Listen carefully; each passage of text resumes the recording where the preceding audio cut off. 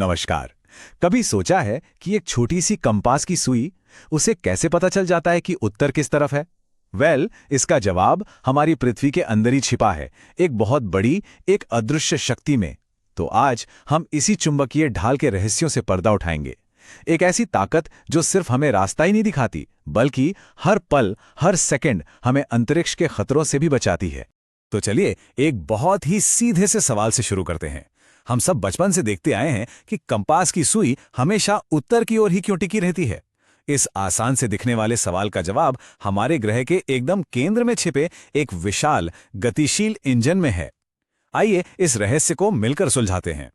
तो सवाल ये है कि ये चुंबकीय शक्ति आखिर आती कहां से है? इसका सोर्स जानने के लिए हमें एक सफर पर चलना होगा। पृथ्वी की सतह से लगभग 3000 किलोमीटर नीचे इसके धधकते हुए कोर तक। जी हां, हमारे ग्रह के ठीक केंद्र में हमारी ये अदृश्य ढाल बनती है। अक्सर पृथ्वी के चुंबकीय क्षेत्र को समझाने के लिए एक विशाल बार मैग्नेट का उदाहरण दिया जाता है, मानो ग्रह के केंद्र में कोई चुंबक रखा हो। यह समझने के लिए तो ठीक है, लेकिन इसमें एक बहुत बड़ी वैज्ञानिक प्रॉब्लम है। असलियत जो है वो कहीं ज्यादा जटिल और दिलचस्प है। तो असल में प्रॉब्लम क्या है? देखिए, पृथ्वी का कोर इतना ज्यादा गर्म है, इतना गर्म कि लोहा भी अपनी चुंबकीय शक्ति खो देता है। इस टेम्परेचर को कहते हैं क्यूरी टेम्परेचर।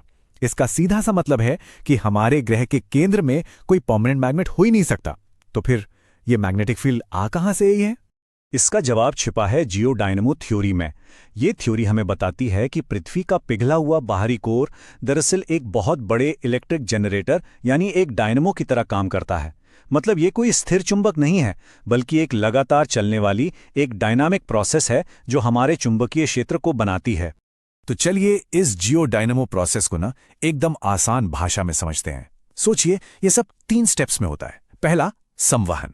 मतलब जैसे पानी उबलता है ठीक वैसे ही कोर की गर्मी से पिघला हुआ लोहा ऊपर उठता है और फिर ठंडा होकर नीचे चला जाता है।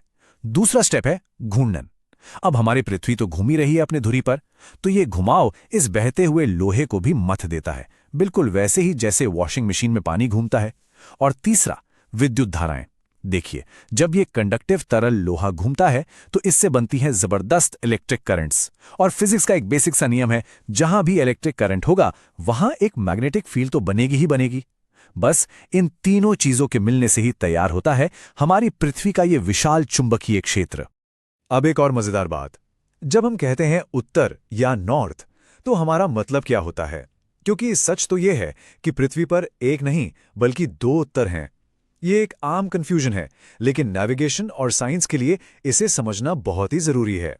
देखिए, एक होता है भौगोलिक उत्तरी ध्रुव, जिसे हम ट्रू नॉर्थ भी कहते हैं।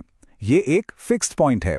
ये वो जगह है जहां पृथ्वी के घूमने का एक्सेस मतलब धुरी सतह से मिलती है, जहां नक्शे की सारी देशांतर रेखाएं आकर मिल जाती हैं। लेकिन जो चुंबकीय उत्तरी ध्रुव है, यानी जहां हमारा कंपास इशारा करता है, वो कहानी थोड़ी अलग है। ये वो पॉइंट है जहां मैग्नेटिक फील्ड लाइंस सीधे धरती के अंदर जाती हैं। और मजे की बात यह है कि ये स्थिर नहीं है। कोर के अंदर जो भी हलचल होती है, उसके कारण ये लगातार अपनी जगह बदलता रहता है। मतलब एक घुमंतु ध्रुव है ये। और इसी अंतर की वजह से मैग्नेटिक डेक्लिनेशन का कॉन्सेप्ट आता है। ये कुछ नहीं, बस असली उत्तर और चुंबकीय उत्तर के बीच का एंगल है। जो नाविक और पायलट होते हैं उन्हें एकदम सटीक दिशा के लिए अपने कंपास को इसी एंगल के हिसाब से एडजस्ट करना पड़ता है। एक और बड़ी दिलचस्प चीज है चुंबकीय झुकाव या इंक्लिनेशन। यह हमें बताता है कि कंपास की सुई हॉरिजॉन्टल से कितना ऊपर या नीचे की तरफ झुक रही है।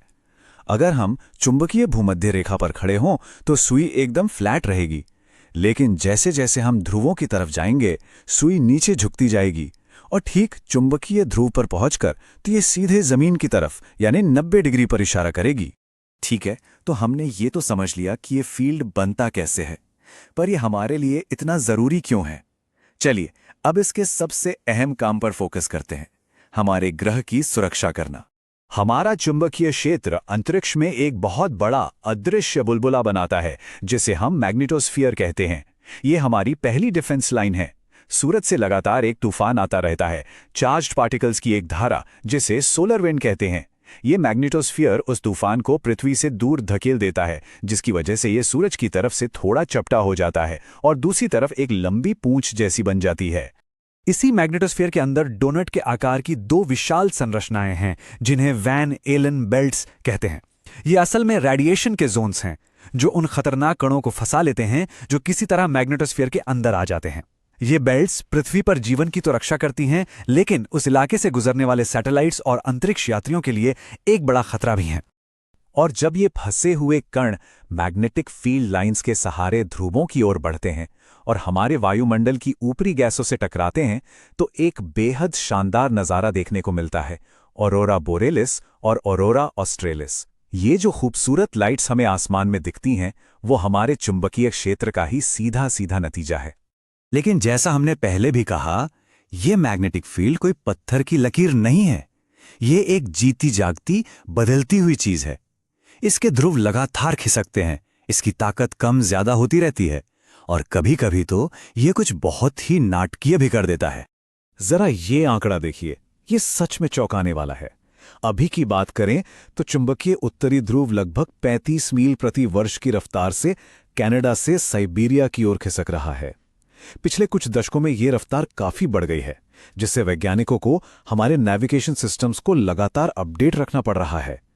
और सिर्फ ध्रुव ही नहीं खिसक रहे, पूरा का पूरा चुंबकीय क्षेत्र भी कमजोर हो रहा है। पिछले 200 सालों में इसकी ताकत में करीब 9% की कमी आई है, और यही कमजोरी कुछ वैज्ञानिकों को ये सोचने पर मजबूर करती है कि क्या हम किसी बहुत बड़ी घटना की तरफ बढ़ रहे हैं। और वो बड़ी घटना है जियोमैग्नेटिक रिवर्सल। ये एक ऐसी प्रक्रिया है जिसमें उत्तरी और दक्षिणी चुंबकीय ध्रुव अपनी जगह की अदला बदली कर लेते हैं। मतलब, अगर भविष्य में ऐसा हुआ तो हमारी कंपास की सुई उत्तर के बजाय दक्षिण की ओर इशारा करेगी। और ऐसा पहली बार नहीं होगा। भूवैज्ञानिक रिकॉर्ड्स बताते हैं कि पृथ्वी के इतिहास में ऐसा कई बार हो चुका है। आखिरी बार जो पूरा रिवर्सल हुआ था, वो करीब 7,80,000 साल पहले हुआ था। ये टाइमलाइन हमें एक बहुत जरूरी बात बताती है कि इन रिवर्सल्स का कोई फिक्स्ड पैटर्न नहीं है। ये पूरी तरह से रैंडम है।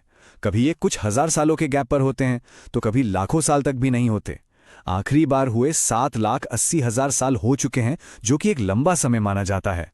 और इसी वजह से ये सवाल उठता है कि क्या हम अगले रिवर्सल के कगार पर हैं। तो इन सब बातों का हमारे लिए क्या मतलब है? आइए अब इस अदृश्य शक्ति के महत्व को एक बार फिर से समझते हैं, जो जीवन और हमारी आज की टेक्नोलॉजी दोनों की रक्षा करती है। अगर इसे संक्षिप्त में कहें तो ये चुंबकीय ढाली है जो हमारे वायुमंडल को अंतरिक्ष में उड़ने से बचाती है, जैसा कि मंगल ग्रह के साथ हुआ। यही हमें जानलेवा सोलर रेडिएशन से सुरक्षित रखती है। ये हमारे सारे नेविगेशन सिस्टम की नींव है, पुराने जमाने के कंपास से लेकर आज के मॉडर्न जीपीएस तक। और यही हमारे पावर ग्रिड्स और सैटेलाइट्स को सौर तूफानों से बचाती है। इसके बिना हमारी आज की दुनिया सचमुच ठप हो जाएगी। पृथ्वी का चुंबकीय क्षेत्र हमारा एक खामोश अदृश्य रक्षक है, लेकिन जैसा हमने देखा, ये हमेशा बदलता रहता है। आज ये कमजोर हो रहा है और इसके ध्रुव तेजी से खिसक रहे हैं। तो सवाल ये उठता है कि अगर ये ढाल और कमजोर होती रही तो हमारी टेक्नोलॉजी पर निर्भर इस सभ्यता का और इस ग्रह पर जीवन का भविष्य क्या होगा? ये एक ऐसा सवाल है जिसका जवाब हमें आने वाला वक्त